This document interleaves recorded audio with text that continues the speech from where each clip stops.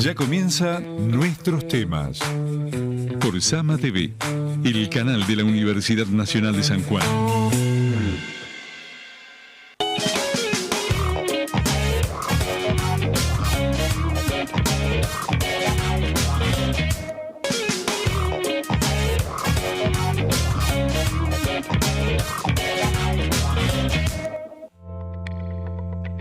Muy buenas tardes, ¿cómo están? Arrancamos nuestros temas hoy lunes 17 de noviembre y ya terminando el año retomamos un tema que nosotros habíamos tratado en algún momento, pero que avanza a pasos tan agigantados y a ritmo tan acelerado que no podemos dejar de tocarlo. ¿Cómo estás, Carlos? Hola, Susana, buenas tardes a la audiencia.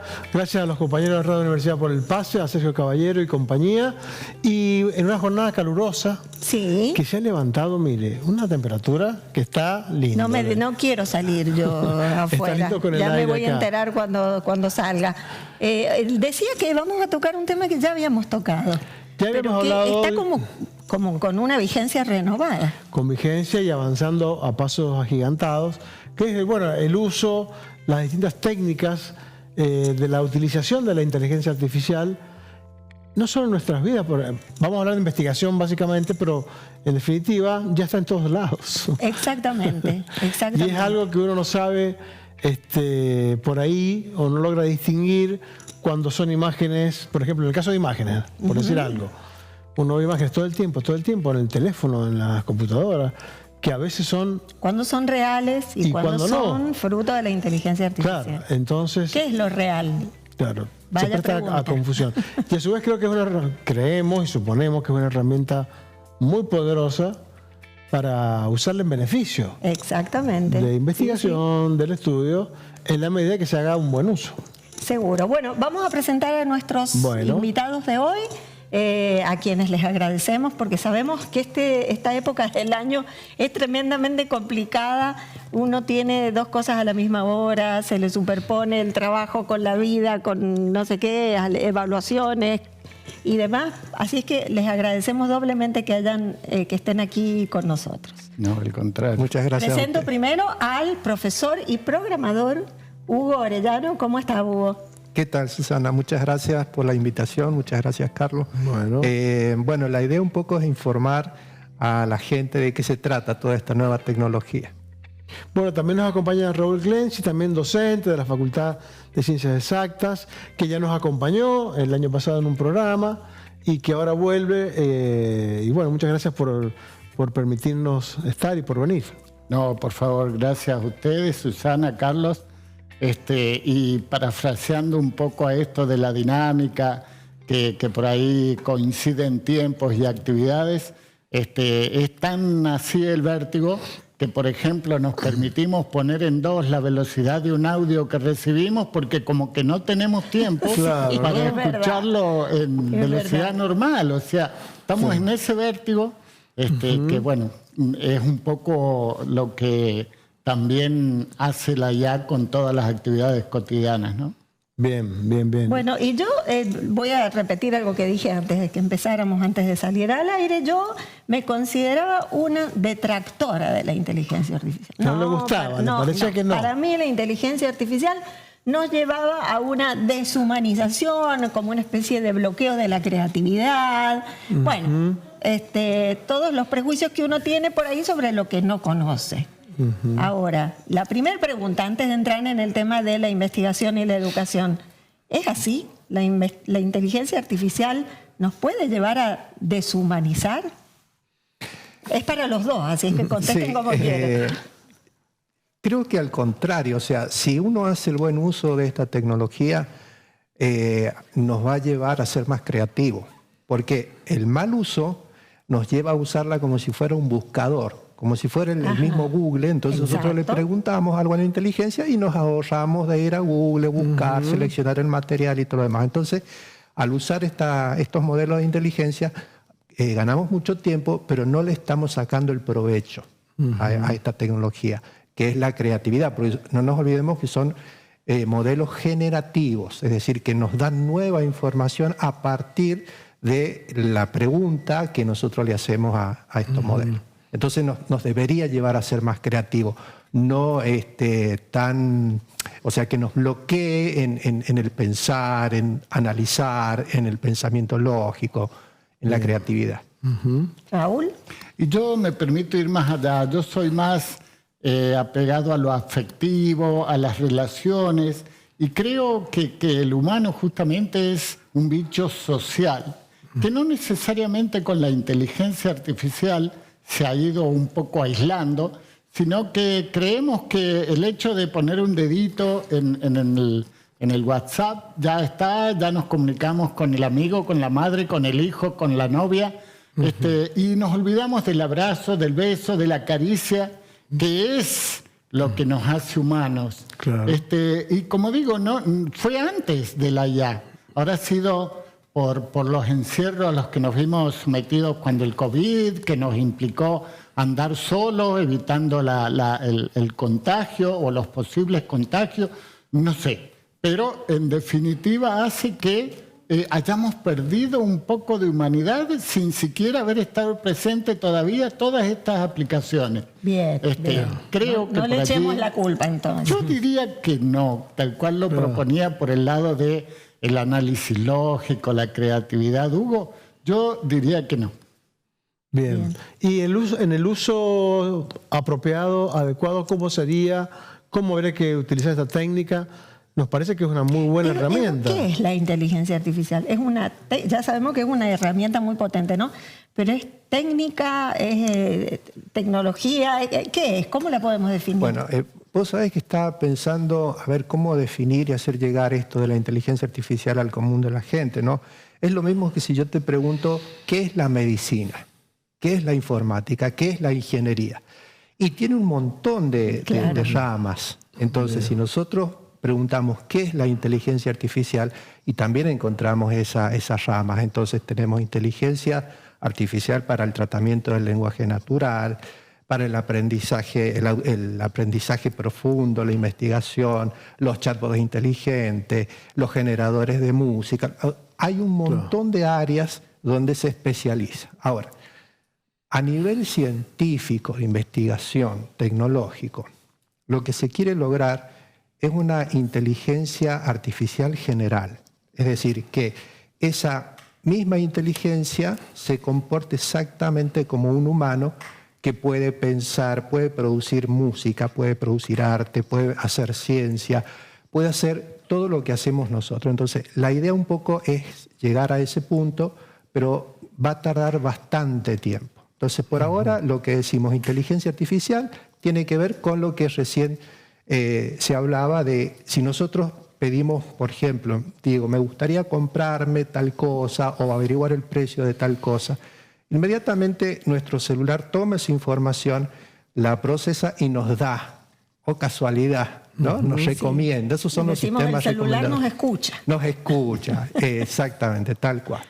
Entonces, actualmente esos son los usos cotidianos de lo que es inteligencia artificial, y no desde ahora, desde hace mucho tiempo.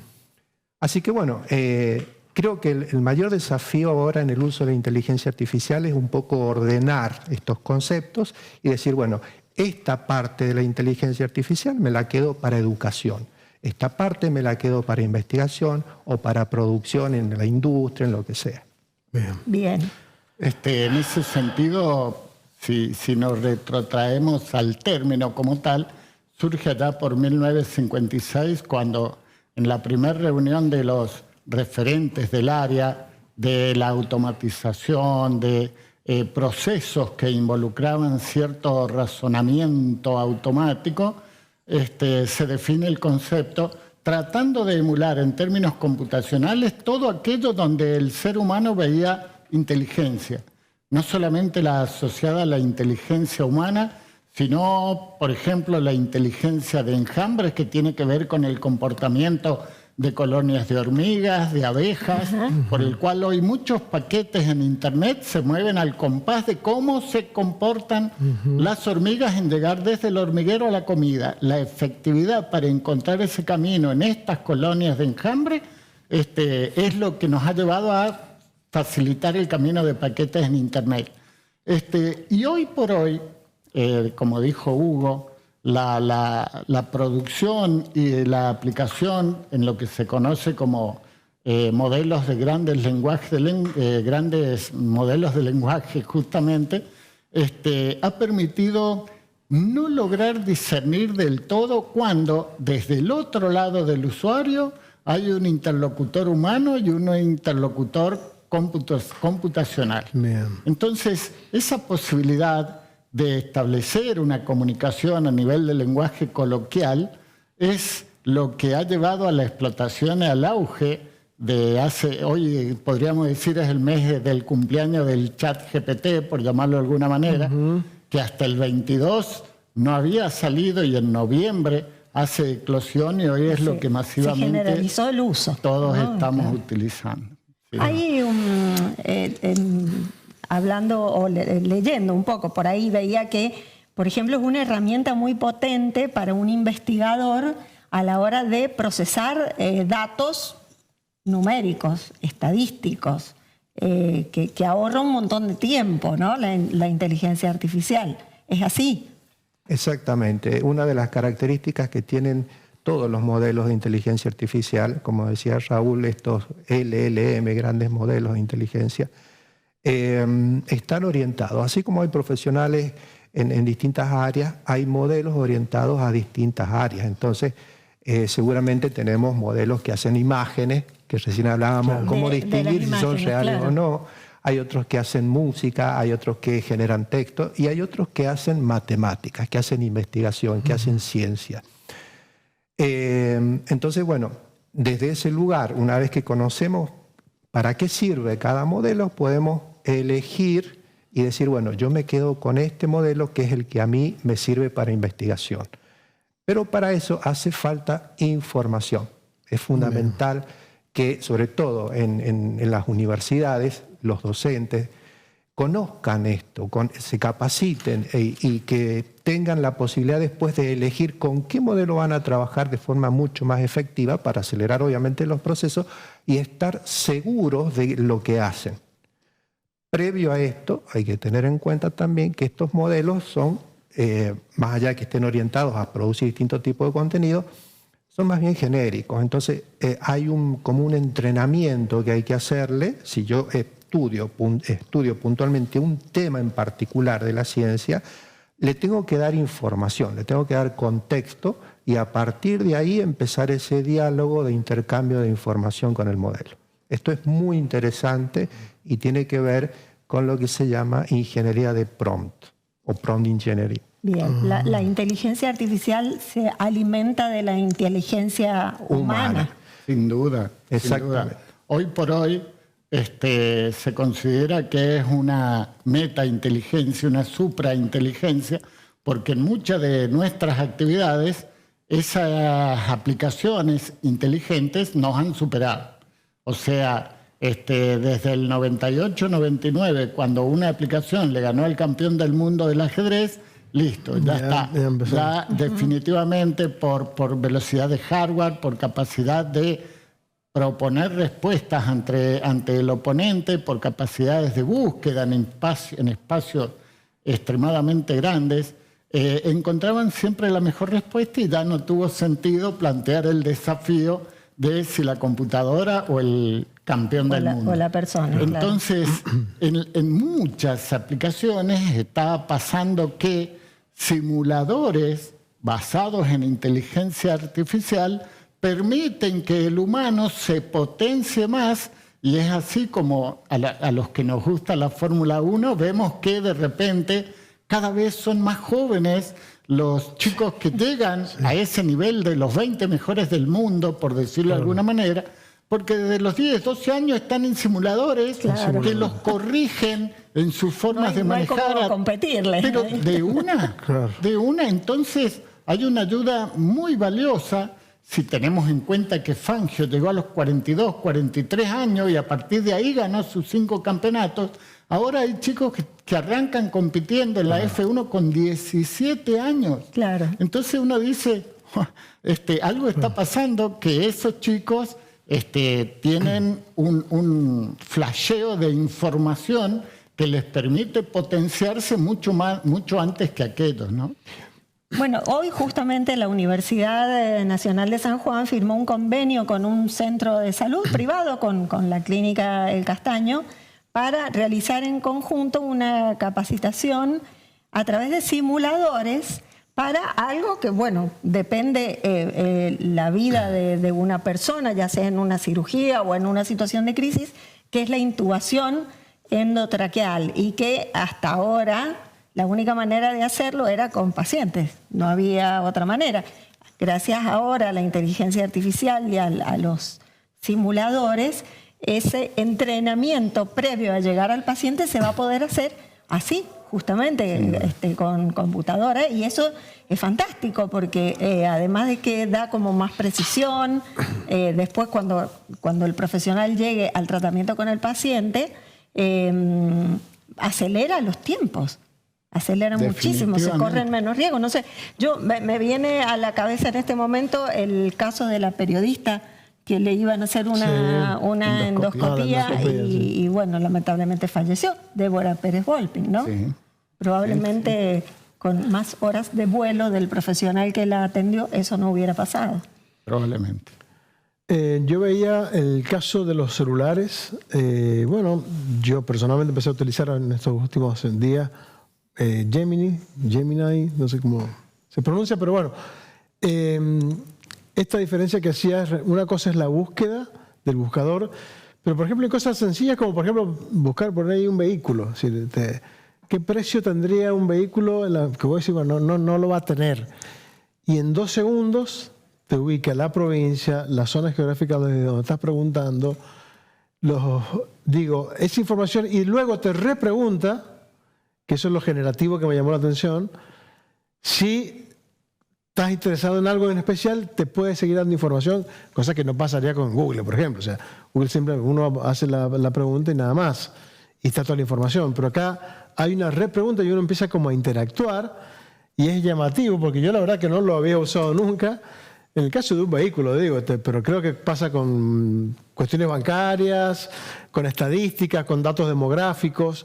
Es decir, la verdad que es muy potente, y bueno, llama la atención, cómo se utilizará en investigación, en educación, aparte de lo que uno hace en la vida cotidiana, ¿no? Exacto. Bueno, vos sabés qué casualidad en estos últimos días.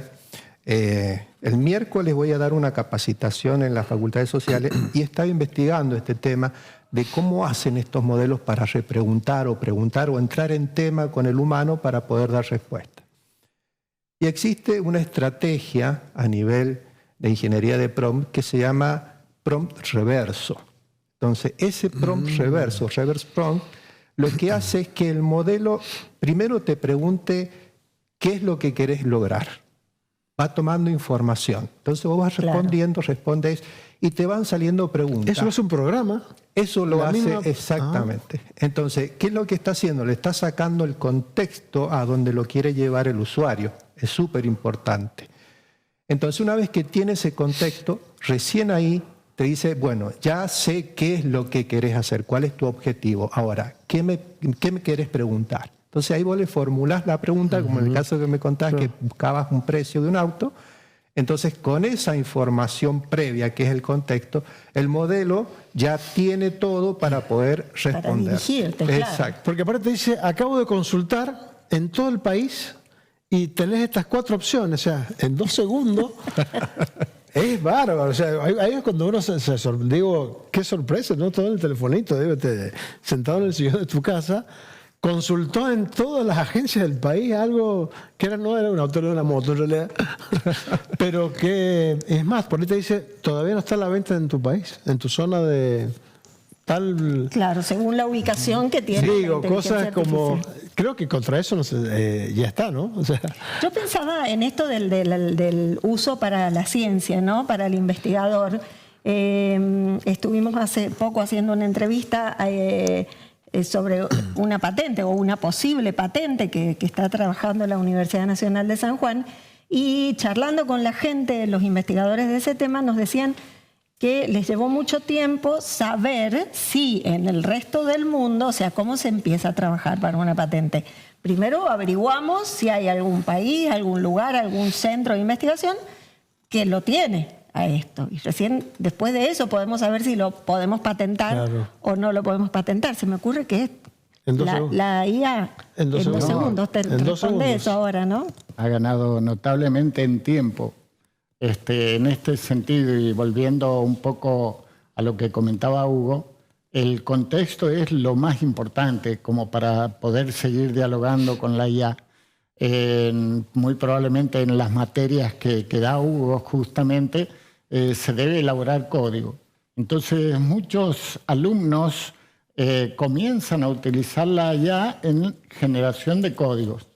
Lo que en principio era medio reticente la utilización en función de que a posteriori del código que generaba la IA había que hacer mucho debugging, mucho control, mucho cambio, y ahí se iba un montón de tiempo. Claro. Bueno, cada vez, en la medida que va contextualizando respecto de lo que ya utilizaron, de lo que ya hablaron en esta generación de código, la IA empieza en un momento a decir, bueno, ¿crees que utilicemos la misma estructura de datos que se planteó para el caso anterior? Un caso que lo escribió el día anterior, no necesariamente en este momento. Y ese contexto es el que va acelerando y generando nuevas líneas de código que cada vez exigen menos corrección a posteriori y que, una vez más, aumenta la productividad, reduce los tiempos de cada producto, ¿no? Así Claro. que, bueno, es un poco donde todos estamos yendo por ese camino. Y en el caso de la creación, porque, a ver, en la universidad existen gabinetes, laboratorios, institutos, algunos inclusive de doble dependencia entre la universidad y CONICET, que están dedicados a la investigación, pero también existen centros de creación artística. También puede aportar la inteligencia artificial a los procesos creativos artísticos. Totalmente. ¿Sí? Totalmente. Estoy trabajando con este grupo que comentaba recién, que en realidad es un consorcio académico, donde forma parte gente de sociales, gente de artes, comunicación, informática. Y los proyectos que ellos presentan tienen que ver con la producción, por ejemplo, de ideas abstractas que se puedan reflejar a través de las pantallas usando inteligencia artificial. Es un poco complejo. Sí. Entonces, Sí, la verdad. acá lo que hay que tener en cuenta no es el programador, que recién hablaba Raúl, que por ahí la inteligencia genera código y muchas veces hay que corregirlo, es cierto. Pero el programador tal cual lo conocemos, está pasando a un segundo plano. Entonces, creo que a nivel profesional, lo digo como programador y como docente de informática, tenemos que subir ese escalón y poner en valor la idea.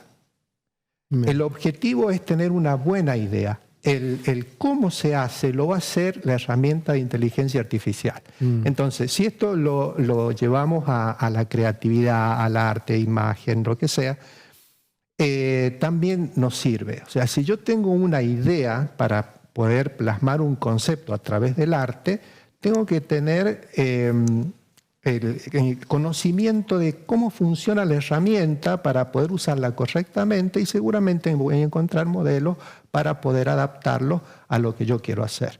De hecho, hay modelos que te generan imágenes, que te generan sonidos, modelos 3D, etcétera, etcétera. Entonces, creo que por ahí va el caminito, ¿no? O sea, tratar de conocer estos modelos, bien qué hacen, pero lo importante acá, y sobre todo en la universidad, en la ciencia, es la idea. Lo demás se hace con herramientas. Ahora, para eso hay que saber, ¿no? O sea, totalmente. Digo, el estudiante que probablemente sabe más que el docente muchas claro, veces. Porque ahí está el nuevo rol que hablábamos recién también fuera de cámara del docente, que es el curador de contenido. Y para ser curador hay que saber mucho. Claro. Entonces tengo que ser un especialista en el área de manera de que puedo validar la respuesta o esa generación que me está dando la inteligencia artificial. Entonces digo, acá se equivocó, esto está perfecto, me dio la fuente, esta fuente no existe, o si existe, puede estar, a mi criterio, no la uso. Entonces, todo ese tipo ese es el nuevo rol del docente, con esto. Y los procesos, como decía Raúl, se aceleran un montón. ¿Habrá que cambiar planes de estudio, Raúl? Necesariamente, pero además las formas de estudio. Hoy por hoy coincidíamos los otros días con un alumno en donde él es el padre de otro chico, ambos dos están estudiando informática. Generaciones ciencias de la computación. distintas. Generaciones distintas, padre e hijo. Y el padre ha adoptado lo que todos nosotros leíamos el libro, marcábamos en colores, ¿Quién no lo ha hecho? intentando, todos hemos estudiado así.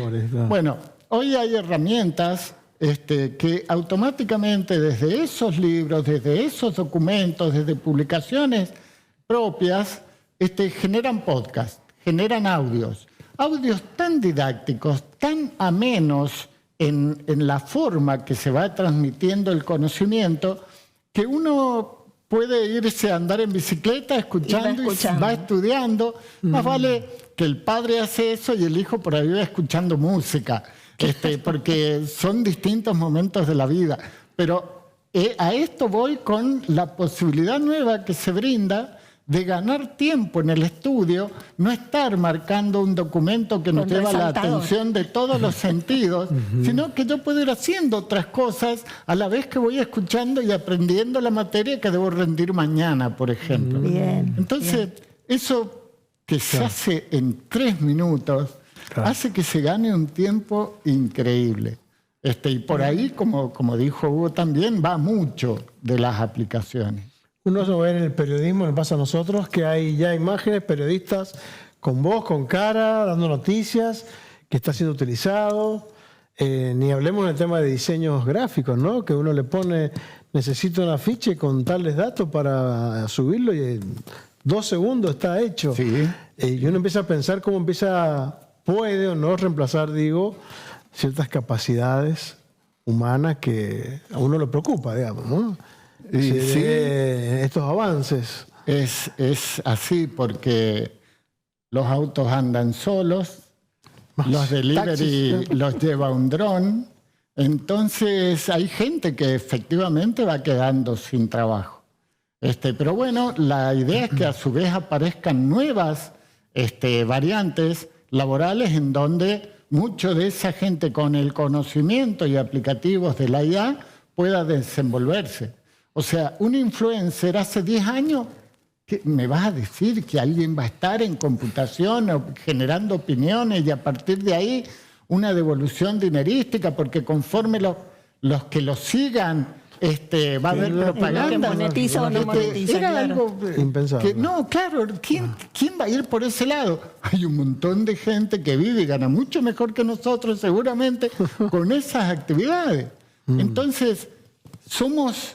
Así como podemos esgrimir que se van a perder trabajos, hay otras áreas que se van a ir generando trabajos, y que evidentemente habrá que formarse, habrá que estudiar para estar de acuerdo a los niveles requeridos por esas áreas. Pero bueno, espero que nuestros hijos tengan esa posibilidad de crecimiento. Y igual. que nuestros y nuestras docentes tengan la inquietud y la iniciativa de formarse, ¿no? Para estar a la altura de las circunstancias. Pues yo me acuerdo cuando se empezaron a entregar las primeras netbooks de Conectar Igualdad, había, no sé, ¿se llamaba Conectar Igualdad? Sí. No me acuerdo, era así el programa.